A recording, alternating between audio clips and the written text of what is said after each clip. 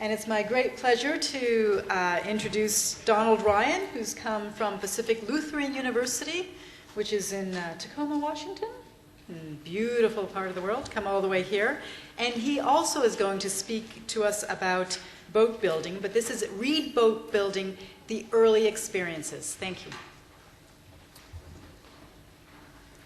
Well, I want to start out by saying that I am not a mariner, nor a sailor. In fact, if I go out in the water for 10 minutes, I'm desperately seasick. And in fact, I work as a field archaeologist in one of the drier places in the world, a little place I like to call the Valley of the Kings. And so the sea and I are not natural companions, so it might be curiously ironic that I became very closely associated with one of the great sort of sea explorers and experimental archaeologists involving the sea of the 20th century. And that's a fellow many of you may know as Thor Heyerdahl. So I want to talk a little bit about his work today and how it involves experimental archaeology and also, to some extent, Egypt. Well, experimental archaeology can be defined any number of different ways, at least I've seen when I've explored the literature. But for our purposes, it can involve replication and experience in an attempt to gain insights into archaeological questions. So it takes many forms. In terms of seafaring, this is one of the earlier experiments. This was to build a Viking-type boat 100 years ago for the World's Fair. We have things like the Butzer Iron Age farm in Britain. This is quite a great experiment. Living, we have flint knapping. We have people dressing up and seeing how fast they can run in heavy iron chain mail, slapping each other with weapons and such. And then you have things like this. That's little Brownie. The little Brownie and little Brownie's assistant, Salima Ikram. So these are all very, very interesting and diverse forms of experimental archaeology. For myself, I've done a little bit of it. I'm very interested in the papyrus plant and have studied it. It has all kinds of purposes apart from making paper. They made shoes out of it, sails, baskets. In fact, they even ate papyrus. So we find in Greek literature as a famine food. And we did an experiment where we did a nutritional analysis of papyrus and found out it doesn't have a lot of nutritional analysis. And our experimental component of that study is we actually tasted some. It wasn't very good. Sort of had the taste of straw if one was chewing on straw. Slightly sweet, but not much nutritional value. Maybe like celery. So, but I've also experimented making cordage or rope out of this material. I have a background as a mountain climber, and so ropes have always been a part of my technical world. And we experimented making rope by watching people in the villages and how they did it, by looking at scenes in tombs, by looking at actual archaeological specimens in places like the British Museum, and then replicating it ourselves. So that's been sort of my touch with, direct touch with experimental archaeology, these kind of studies. We have yet to attempt to use these in an actual mountaineering context. I wouldn't want to be tied to one of these and fall into a crevasse, but they must have been very strong because they were used on ships in so many other places. Well, this is Thor Heyerdahl. I assume he's very well known in Britain.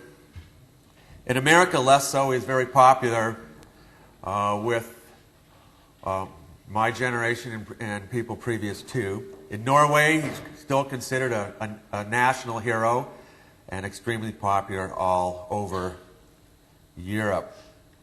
And how did I become associated with Thor Heyerdahl. That's me on the left. That's a book called Contiki, which I'll be discussing briefly. A book about Thor Heyerdahl's experimental voyages.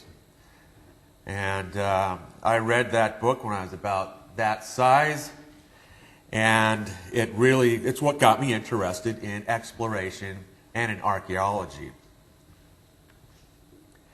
And what a surprise it was that 30 years later I actually met Thor Heyerdahl, and he invited me to work with him. And I had been excavating in Egypt. With this opportunity to become involved with my boyhood hero, I set Egypt aside and worked with Thor Heyerdahl as his right-hand man for the last 7 years of his life until he passed away in 2002. So I spent a lot of time with this man. One is always afraid to meet one's heroes because there's the fear of disappointment. But I can say after 7 years working with this fellow, I was even more impressed after 7 years than I was the day I met him. So an incredible man with an incredible intellect and a great charismatic personality. There's another side of the reputation of Thor Heyerdahl. Is unfortunately, especially in North America, some people categorize him in places he doesn't belong. And part of it has to do with they don't understand the nature of his experiments. Some of the stuff he did was so wild and radical that they had a hard time placing him in the world of experimental archaeology.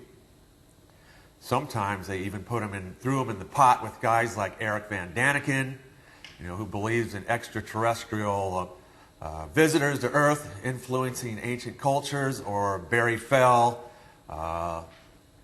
an individual who would go around and find Egyptian inscriptions almost under any rock you might pick up in the North American continent. I think that's very, very unfair. So if that's your opinion at this point, hopefully by the time I'm done speaking, you'll have a completely different sense of what this man was trying to do. So I'm sorry if I'll disappoint you. There will be no UFOs. No UFOs in this talk. And there will be no cartouches on Easter Island statues in this talk. This is not part of it. So I don't like to do this kind of thing, but for those who are skeptics, I'm just going to give you a brief idea that this fellow was a well-published scientist. He was not some random adventurer, publicity, attention-grabbing, but actually very scientific. This is just a few of his publications and such. I think you get the idea. And he's probably one of the most honored and awarded anthropologists and archaeologists that ever lived.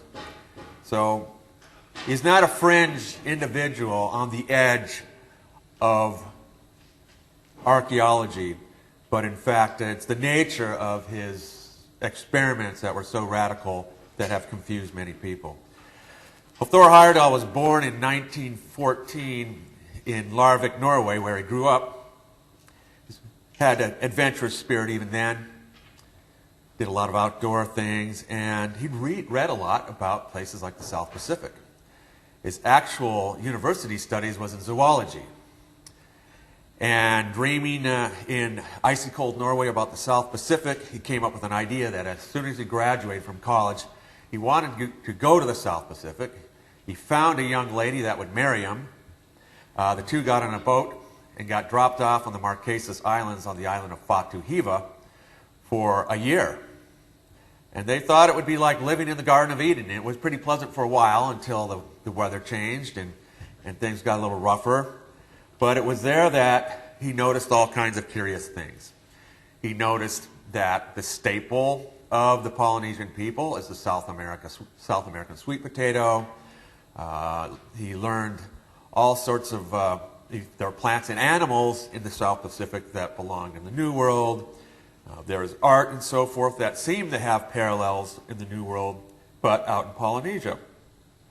And when he looked at the currents and the winds, it was easy to see that it would be not difficult for someone in a sea vessel to journey to Polynesia just following the winds and currents. And the winds and currents nature's highways will take you places.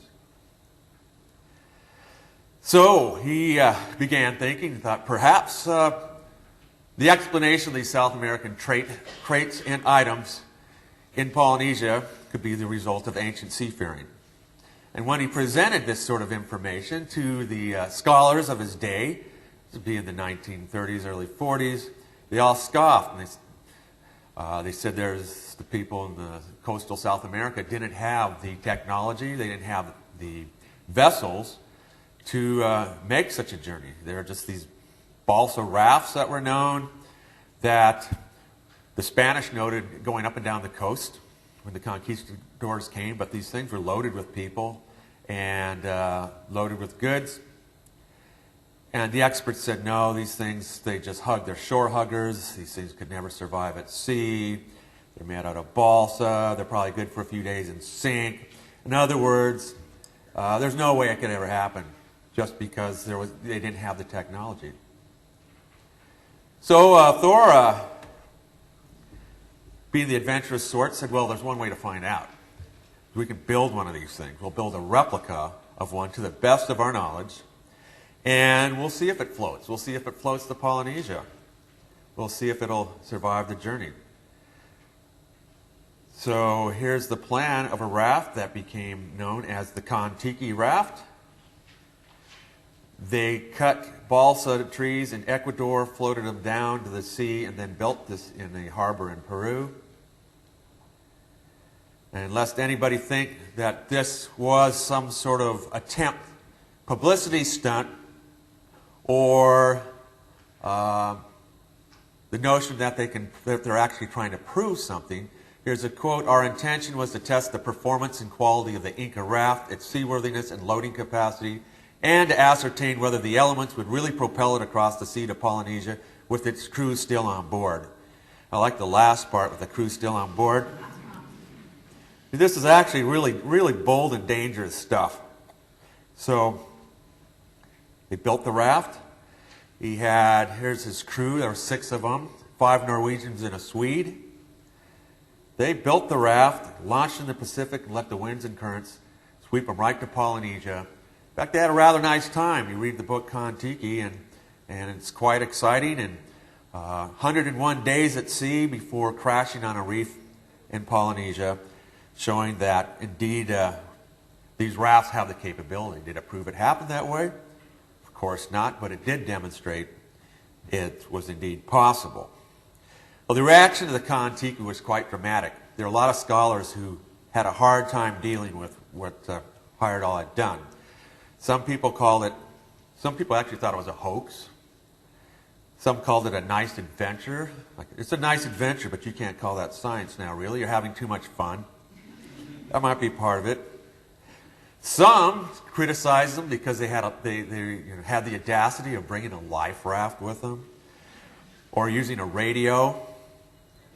But it was really dangerous. There's no GPS. There's no one coming out there to rescue you really quick if something goes wrong. But Thor answered, I like this quote. He said, "We did not mean to eat aged llama flesh or dried sweet potatoes on our trip, for we were not making it to prove that we had once been Indians ourselves."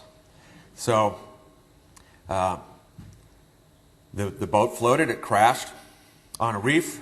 They got off. Eventually they got rescued.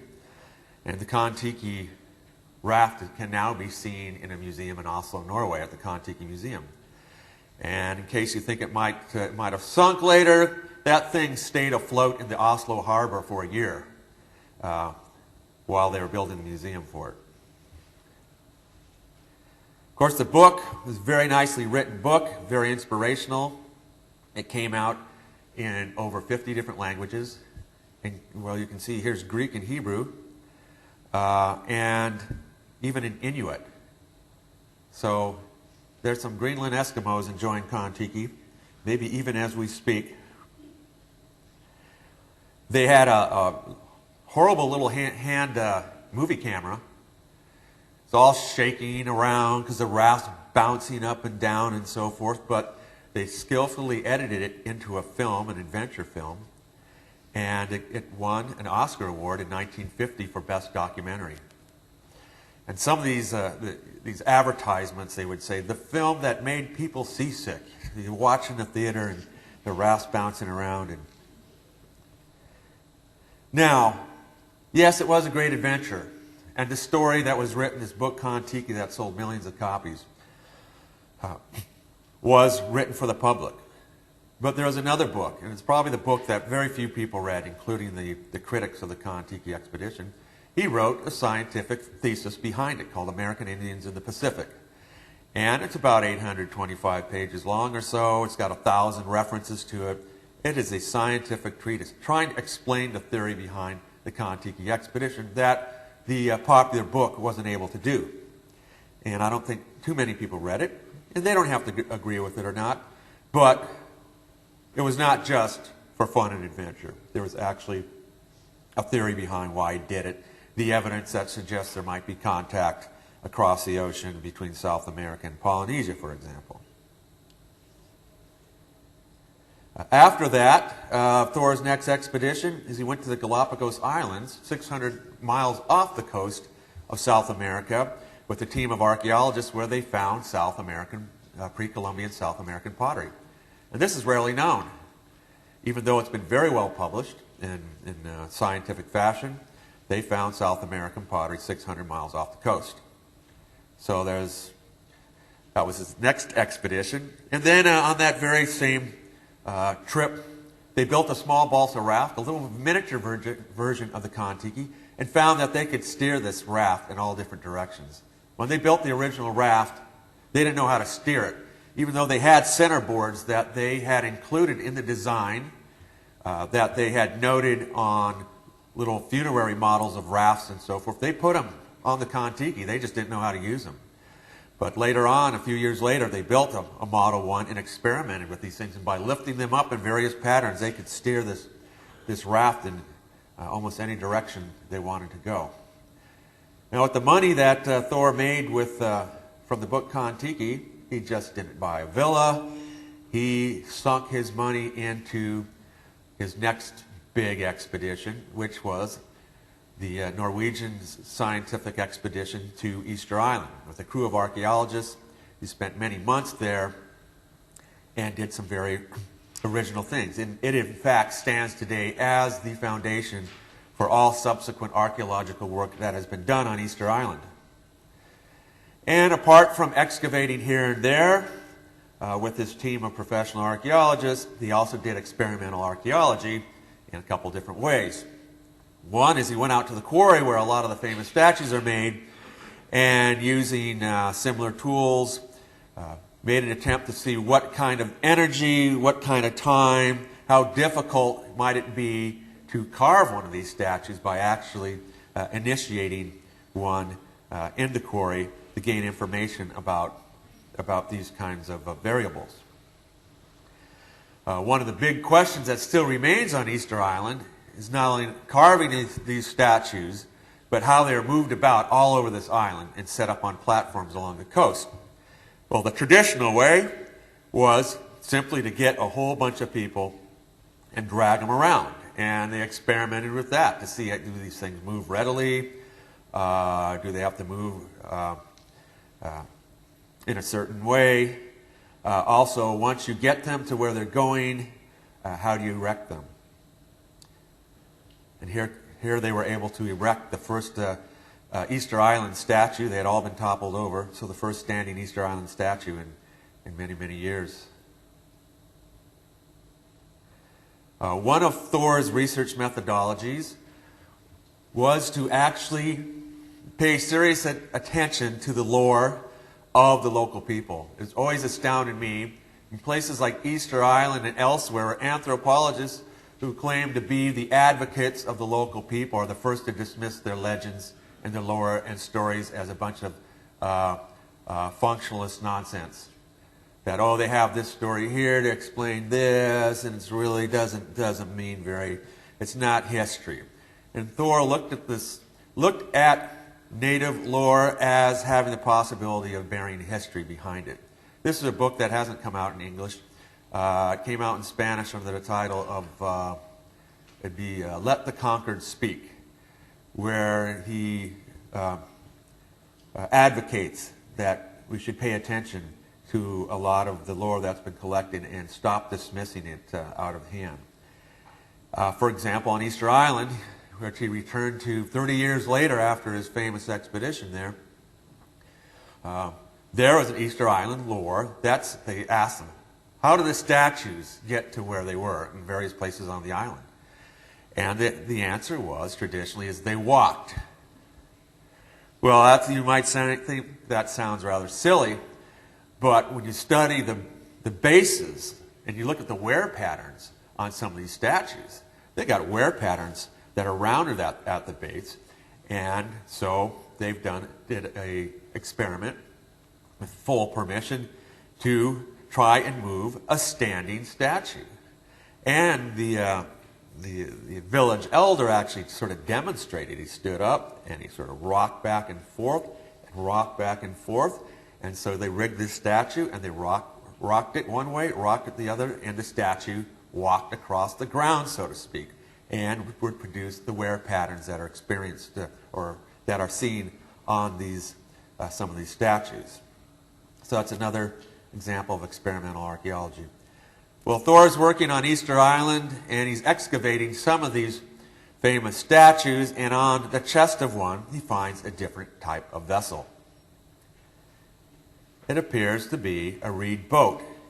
And this petroglyph, so to speak, on this statue is somewhat controversial. Some people will say what you have here is a European sailing ship. Maybe that's a turtle that's caught on the end of a line because of the sails.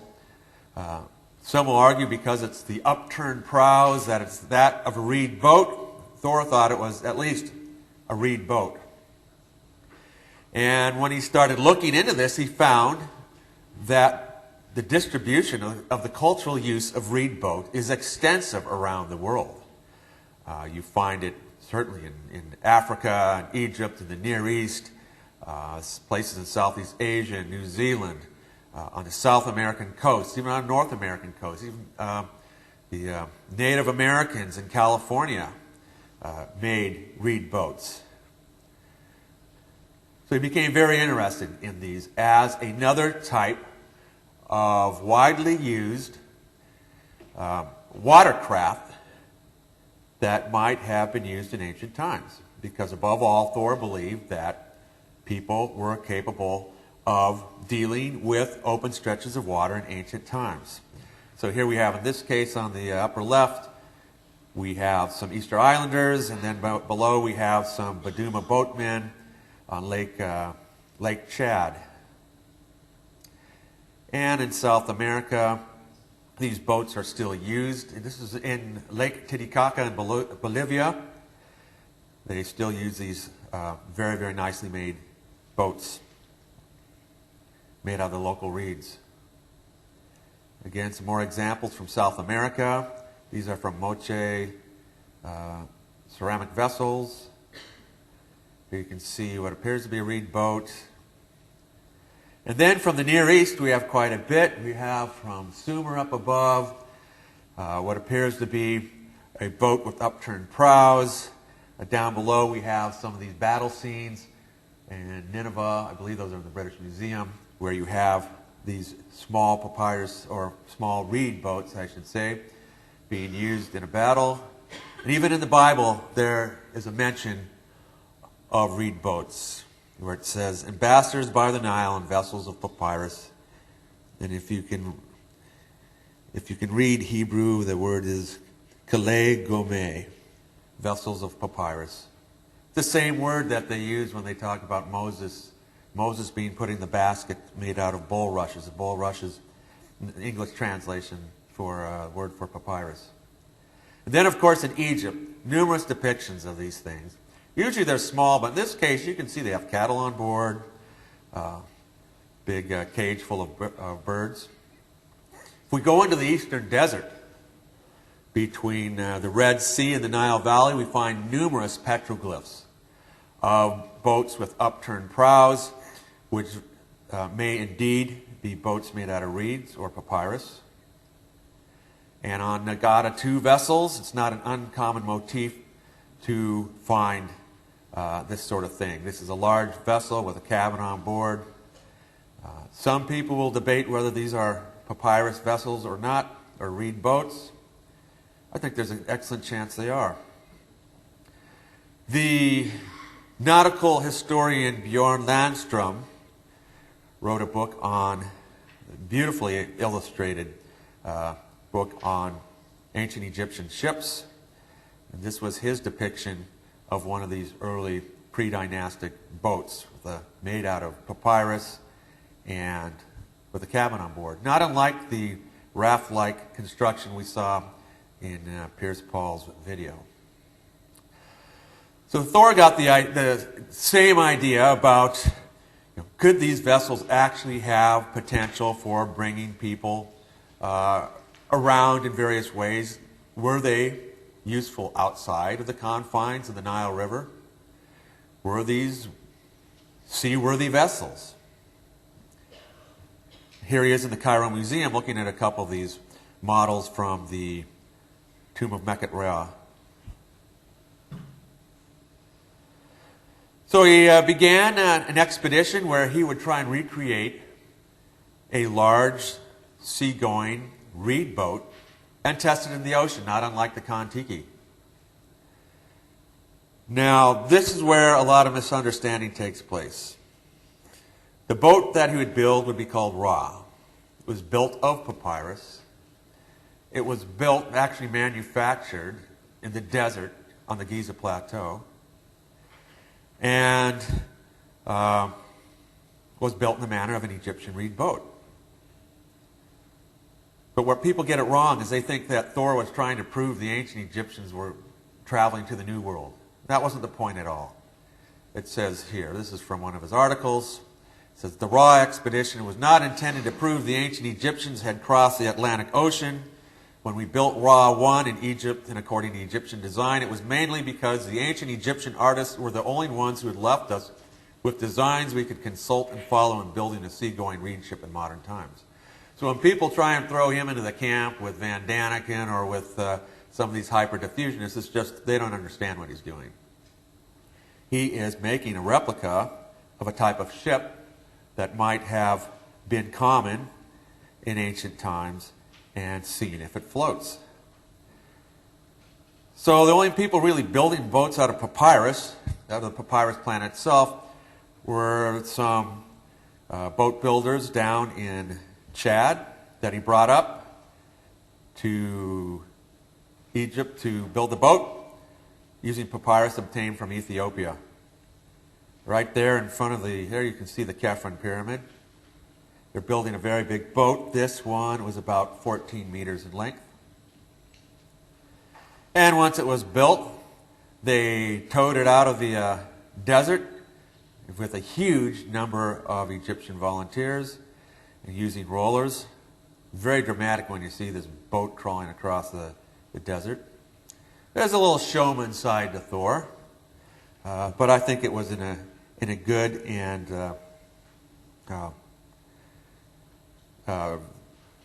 a sensible type of showmanship.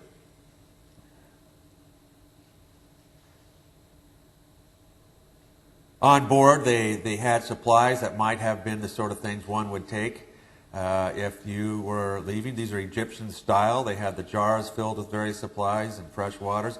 You can even see the Egyptian style life preserver there hanging off the hut. And this is how he starts his expedition narration.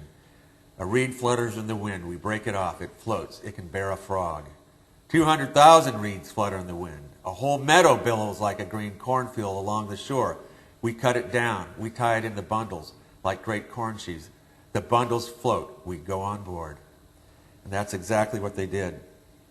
The Ra was also deemed unseaworthy. People said it was going to sink. That Papyrus Institute that facilitated the building of that nice raft you saw in Pierce Paul's video was started by a gentleman named Hassan Ragab, who was quite an interesting man. And when he heard about this expedition, he got a bunch of papyrus stalks and put it in the bathtub and saw if it would float or if it would absorb water and sink. And he concluded that the ship was going to sink at sea in 2 weeks. So everybody said it'll never work. Well, Thor went and did it anyway. And there is Ra. It was launched from the port of Safi in Morocco. There it is out at sea. These are really dangerous expeditions. There's always the possibility of sinking, like some thought it might, or that the papyrus might rot, or someone might fall overboard, which was a great fear. Out in the Atlantic, they encountered lots of sharks. They encountered Portuguese man-of-war. Actually had some injuries from that. Hurricanes. They're very terrified of the coast and being swept into the coast. It's like the Contiki. They really didn't know how to steer these things very well. They didn't really know how to move it around at that time. And there are some design flaws. For example, in the Egyptian depictions, you can see a line connecting the stern there, the upturned stern, going down to the deck. And the boatmen convinced them that it was ornamental and it was just to temporarily hold the thing in place. Well, it turns out that it also supports the deck of the stern. And they didn't include that in their design. And the boat started listing. The end started sinking into the water. And with a hurricane coming after over 50 days in the ocean, they had to be rescued. Now, the boat did not sink. I was corrected by Thor's son on that point once. I gave a lecture and I said, well, the boat sank. And he said, no, it didn't sink. He said it didn't sink at all. It disintegrated. It started falling apart from the ropes rubbing on each other, from the deck not holding up. He told me, in fact, that pieces of this Ra boat had actually been found floating up onto the beaches of Norway, of all places. It was very, very ironic. So there they cut the mast down. A hurricane was coming. They decided to reluctantly abandon it, although they felt they could probably have floated on it all the way to the New World. So this was 2/3 of the way across the Atlantic, heading west. Thor said he'd never do it again, but you know how that works. A year later, he built another one. This is a new improved version, Ra 2. And using the sort of poetry that he was accustomed to, this time he got boat builders not from Africa, but from Lake Titicaca in Bolivia. And he brought them over to Morocco and secretly built the boat because he didn't want the publicity that surrounded the first Ra vessel. And he built this thing, and he used their method. And it seemed to be a superior way of building these things.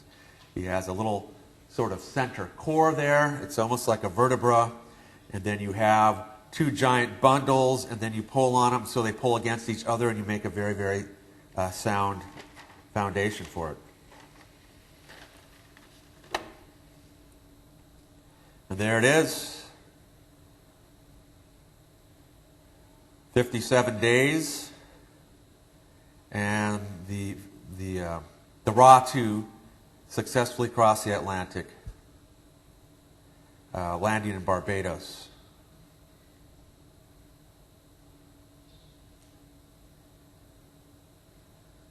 And there's the little chart. Although these were basically drift voyages. They could steer into the wind a bit using giant sailing or giant steering oars, but they really didn't know how to maneuver the boat very, very good at that time. So here's a map showing where both of the Ra expeditions traveled. And they had a movie called The Ra Expeditions. Of course, they're going to make it dramatic. We are sinking faster. The waves were 35 above us, more shark fins cutting the water, which seems to have actually been the case. So there's no need to exaggerate the danger and the adventure on these type of voyages. In the case of the Ra. On the Contiki, these guys got very comfortable at sea to the point where they were actually catching sharks by hand and throwing them up on the deck out in the Pacific.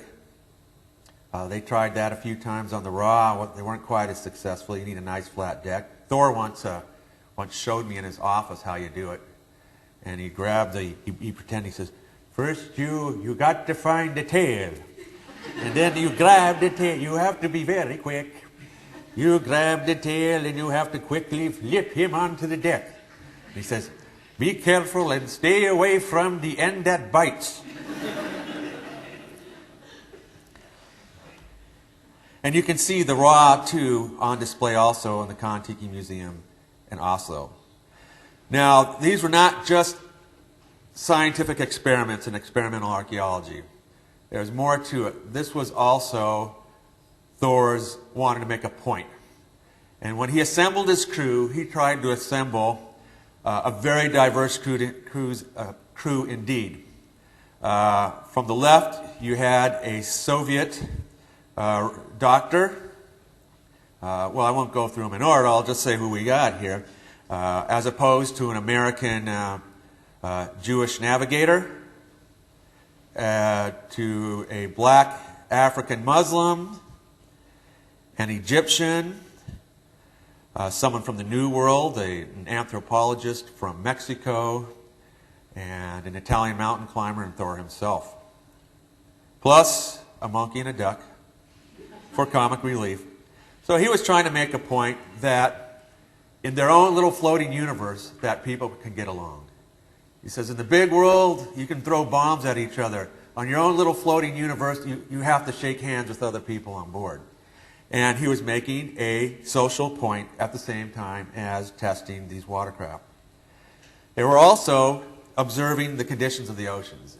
And these expeditions were some of the first major attempts to record ocean damage, and they submitted a report to the United Nations about the pollutions of the ocean. And it became a foundation for calling attention to the oceans. And in fact, in the latter years of Thor Heyerdahl's life, he was an international spokesman for world peace and a global clean environment. His next expedition, if Ra 1 and 2 were not enough, with all the lessons they had learned, he said, well, maybe we can connect the dots here. We have suggestions of contact between three major centers of civilization at their formative times. In Egypt, and in Mesopotamia, and in the Indus Valley. We find what people call complex societies or civilizations appearing approximately the same time, and there's suggestions that indeed they might have had some sort of contact with each other, directly or maybe even indirectly. And they all seem to have what might be reed boats. And that whole business about Mesopotamia and Egypt and so forth, we do not have the time to go through it other than that some scholars seriously. I know it offends Egyptologists to think that Egyptians didn't invent everything on their own, but it could have been some very fruitful exchanges between civilizations in the greater region during these times. So he built another boat, a very large one with a crew of 11, and they started in the Persian Gulf and went over to Pakistan, to where the home of the Indus civilization, traversed the Indian Ocean all the way to the mouth of the Red Sea. They were afloat for 5 months. They learned how to maneuver the raft. They learned lots of special things. For example, that the reeds that you use should be cut at certain times of the year. You just can't go out there and harvest them, because at certain times of the year they absorb less water. So, this was taught to them by the marsh Arabs in the Persian Gulf, who helped them build the boat. But they also found, apart from the usual hazards, some special hazards, such as political boundaries. They're going through the Persian Gulf, then be careful to maneuver this difficult ship between the boundaries of Iran and Iraq. They had oil platforms and super tankers to avoid. There's a great fear that this little reed boat could be cut in half in the middle of the night. Their fear of the coastlines. They're always said that out at sea, boats like this, they're washed-through vessels. They're naturally buoyant. You really can't sink them. but you can crash them into the shore. He says, when you're out in the middle of the ocean, that's not the scary part. The scary part is when you're near shore. And they had to navigate near shores. The winds might change and blow them into rocky coastlines. It was a great fear. But they were afloat for 5 months, and they made the circuit between the ancient civilizations. And they were heading up the Red Sea until they got to Djibouti, where there were problems trying to get permission to pass between warring states. And as a form of political protest, after 5 months of this thing afloat, they burned it. They just said, here's our way of letting you know what we think about your back and forth troublemaking. You know, I asked Thor at one point, I said, you going to do any more of this? And he said, no. He said, I made my point that these types of vessels, balsa and reed vessels, they are washed through, they are capable and safe at sea. It's really hard to sink them. And nature's currents and winds can take you places. There are other observations, such as food was not an issue, and because they don't have motors scaring away the fish, even in the Indian Ocean, they were catching an abundance of fish, because they're just drifting along quietly, and they're just pulling them up left and right. I'm not sure if you can do that in the Pacific, given the overfishing there now, but certainly they had no problem with food, because some people say, you're out at sea for 50 days, how are you going to provision yourself for that? They had no problem with food. What are some of the possibilities? Thor commented, no continent or islands were too far removed from the rest of the world to have been inaccessible to man before the days of medieval Europeans. Now, after the Contiki and after these reed boat expeditions, Thor wrote these books, and they were translated into many languages. And people read them, and they got excited, and they started building lots of little Contikis. And most of those are not scientifically motivated. They're adventure motivated. But what they did demonstrate is that the Contiki Raft was not a fluke in its survival. Almost all the balsa raft expeditions that followed, and I think there's over 36 of them, mostly successful. And then this book right here, Sea Drift, is a chronicle of all the imitators who came after Thor Heyerdahl's Ra expeditions and Tigris expeditions, who built reed boats and built balsa rafts. Here you can see this world map of where some of these journeys have taken place. This is just the reed boats. And there's a whole list of them. And some of them, I'd say the balsa rafts followers were probably more successful than the reed boats. Here you can see Peru to Polynesia, successful. They took the reed boat to the Pacific. Others were a disaster. I should just point out a couple of them.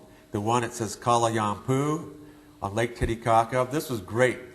Some archaeologists had been working up at Tiwanaku, and they studied the great stone monuments there and noticed that the source of stone was miles and miles and miles on the other side of Lake Titicaca. How did they get these stones across? So they built a large version of the Bolivian reed boat and were able to easily transport a 9-ton stone across the lake on one of these indigenous type vessels. There's some that I think are absolutely ridiculous. One of the last ones, the Bora 3, is not one of my favorites. He's inspired by Thor. The builder of this boat tried to go from New York Harbor to Africa. And they actually made it a good ways. He's saying, well, you know, if they can come to the New World, maybe they can come back. And I think there's inspiration by this cocaine mummy kind of thing, and that, well, you probably know some of that story. They claim that there's traces of nicotine and cocaine in Egyptian mummies. I'm not a real believer in that. Or there are certainly some options other than the New World contacts. But that one fell apart. There was another one in the Pacific where the boat split apart and they were found rescued. They're clinging to half the boat that was still floating. Here's some of the bigger ones that were built. Big reed boats. And I suppose it's still going on. I was able to witness the building of a replica of Ra 2 in the Canary Islands. Thor Heyerdahl lived in the Canary Islands, and I spent a lot of time there, and we excavated some sites there. And for a museum on the island, they brought out from Lake Titicaca the same family of local people who built Ra 2.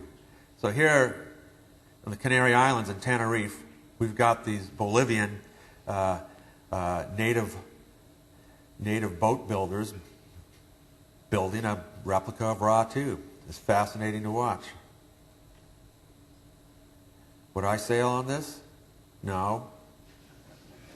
Maybe with Thor. If Thor was on board, I'd go. And he'd send me home after 2 days because I'd be sick. And there's the finished boat. These Indians were very interesting people since they were hired to build a boat. Thor told me that when they flew him to Morocco to build the boat, the Ra 2, on Sunday they wanted to go to church. And they said, oh, well, I don't know where we can find one in Morocco here. I'm sure there's one somewhere. They said, well, we just take us back across the lake. They thought they were just on the other side of Lake Titicaca. They didn't know that they were on the other side of the Atlantic Ocean. They have their own little life. Now, you also have other experimental vessels. There's been many. There's guys like Tim Severin, you've probably heard of. He's built all kinds of boats. Little Irish skin boats, and he did one, the Sinbad voyage. He's made a career of doing this sort of thing. This is one of the most prominent experimental vessels of the 20th century. This is called the Hokulea. And this was an attempt to reconstruct a Polynesian voyaging canoe, because you can find Polynesians on almost every habitable island in the South Pacific. Those guys really got around. So they built this. And in some ways, it was almost a counterpoint to the Contiki. And it has become a great point of national pride amongst Polynesians, because they've taken this thing all over the place. So they took it from Hawaii to Tahiti first, and it's gone through Tahiti, it's gone to Easter Island, it's gone everywhere. I was at a conference once when one archaeologist referred to it as a fantasy vessel. They're saying, well, you know, they didn't, first the materials used in the boat weren't necessarily authentic. We said, nobody's ever seen a Polynesian double-hulled sailing canoe. That's a fair enough statement. But the impact, the cultural impact of this particular experimental vessel was such that a student got up and called him a racist for even suggesting that this great symbolic experiment was anything less than authentic. So you get not only scientific attempts to look at the parameters of these things. They're trying to reinvent celestial navigation across the Pacific and see how they can maneuver these boats and such, but it's become such deep-seated passions. And you get that with Thor Heyerdahl stuff too, although I think most of the problems, the grief people have given Thor Heyerdahl is because they don't understand what he's doing. It's just too dramatic and too different. Flint knapping, people can understand. Make a stone tool. Maybe go out there and slice up a buffalo or something.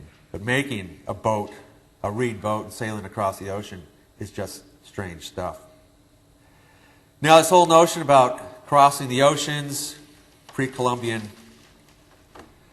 voyages across the oceans, is it possible? Yeah, I suppose it's possible. We know that there are boats, to the extent they were accurately reconstructed, that these people who had these boats could easily cross an ocean. But there are intellectual obstacles to even consider it. In North America, some people have called that the taboo subject. And part of this is also sociological, because there's a sense that if somehow you suggest that, let's say, a culture in the New World you suggest that they borrowed something that was brought over from, especially from the Old World, that somehow you are denying them their intellectual abilities. You're saying, are you telling me that these people couldn't build pyramids on their own, or that they couldn't invent this stuff on their own? When to me that's That's not an issue. That's where I live. We have lots of Mexican restaurants and Japanese food, but I don't think I'm extra stupid because I didn't invent those cuisines myself. I mean, the fact is, there's donors, there's recipients, there's modification. There's a whole literature on diffusion, as it's called. Most of it is in the world of business, where people are interested in how people receive or goods, modify them, and so forth. So there's an intellectual allergy to diffusion. And it's not just political correctness. Some of it has to do with its overabuse. You may have heard of this fellow, who's actually known in Egyptology as an expert on mummies, Grafton Elliott Smith. And he wrote a book called The Ancient Egyptians and the Origins of Civilization. There can be no longer any doubt that the essential elements of civilizations did really originate in Egypt. This is what we call hyperdiffusion, because one of the things he suggested is that anywhere in the world you find civilization, back there somewhere there's an Egyptian, or Egypt was the core of civilization wherever it might be found. We call that hyperdiffusionism. And there's still a reaction to that, understandably so, where people are allergic to the whole idea of ocean crossings. Then you have people like this, Barry Fell, who was actually a professor at Harvard in marine biology, who tried to find evidence. Well, you read his books, America, BC, and Bronze Age America. He's finding Carthaginians, Phoenicians, Romans, all kinds of people, even Egyptians. He says there's hieroglyphic writing in the New World. Well, here's an example. I know many in the audience here can read hieroglyphs. Can you read those fantastic hieroglyphs there on the upper part there? And these are people dancing around a jed pillar. This was allegedly found in a mound in the Midwest in America. It's obviously, whatever it is, it's probably a forgery. It has absolutely nothing to do with ancient Egypt. And so this kind of spoils the notion. There's a lot of enthusiastic amateurs. But one thing and also what a lot of scholars have what I'd call a 1492 mentality. They think that people prior to Columbus were cowering at the edge of the sea. The oceans are big, scary places where you couldn't go or you die for sure. But when you look at Columbus's boats, and you poke a hole in them, they sink. You say the raw boats, at least they didn't sink. They may have fallen apart, but they didn't sink. I mean, the whole Caribbean area is just littered with boats like this, that you poke a hole in them and down they go. So, what's the conclusion of this?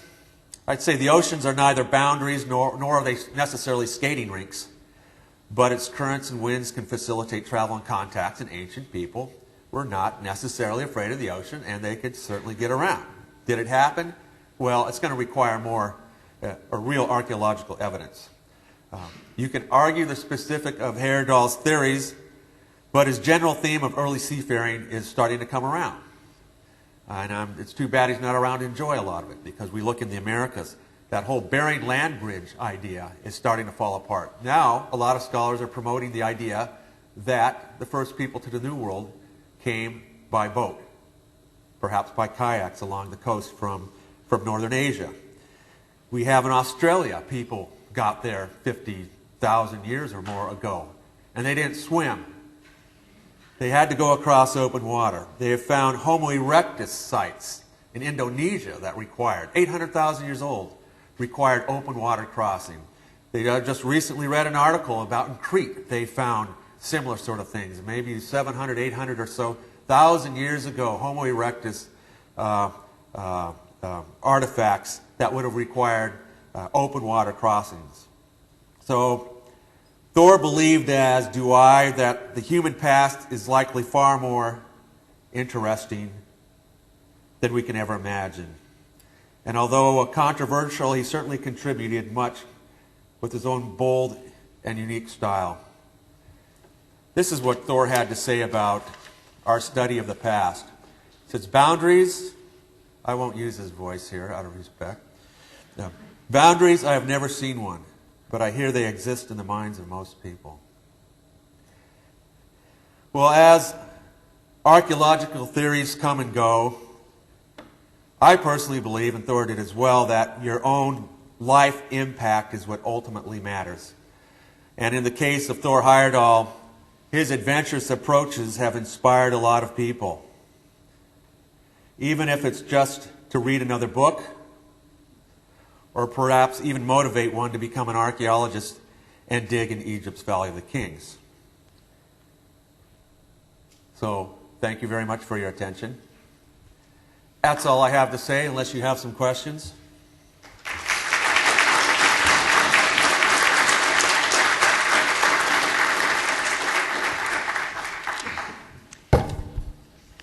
We do have some time for questions, if anybody has any. Yes. Sorry. And can I remind you just to repeat the question, please? Is there any written evidence, either from Mesopotamia or Egypt, about trading with India across the sea? There's a scattering of artifacts, Indus Valley artifacts that have been found in Mesopotamia. But as far as I'm not familiar with the literature on that, other than I've seen some of the excavated Indus Valley seals that have been found there. Yeah. Any other questions? Yes. You said that there was no problem with providing food on these, lengthy boat trips. How do they provide fresh water? Okay, the question is, how do they provide fresh water? On these expeditions, they actually brought it on board in large jugs, but they certainly could have obtained it from rain in most cases. In all those expeditions, they had storms and so forth, and if they had been out of water, they certainly could have acquired it, if that was a fear, by collecting it from rain squalls and such. Now, let's say there's no rain squalls, well, that might become an issue. But in the case of these expeditions, they apparently had plenty of fresh water. On Contiki, they actually did an experiment where they tried to mix fresh water with a small amount of seawater to sort of stretch it out, or even to drink the juice out of cut fish. So they'd grab a fresh fish and cut it and then kind of squeeze the juice out of it and drink it. They did a lot of experiments, especially on the Contiki, that are unpublished. And some of these were requested by the U.S. Army and other groups that donated gear. They're interested in the Contiki not as a scientific expedition, but as a survival experiment. So they had them do little techniques like squeeze fish juice and try and stretch out water. But as far as I know, most of that's unpublished. We hope to do that, actually. I am a research associate at the Contiki Museum. We hope to put out a book with all the unpublished stuff from that expedition, all the little experiments they were doing with this and that that's never been known to the public. I think that's it for questions. If you can hold on till the break, perhaps. Yeah, we need to I'll be stick to around. time. Thank you again, Don.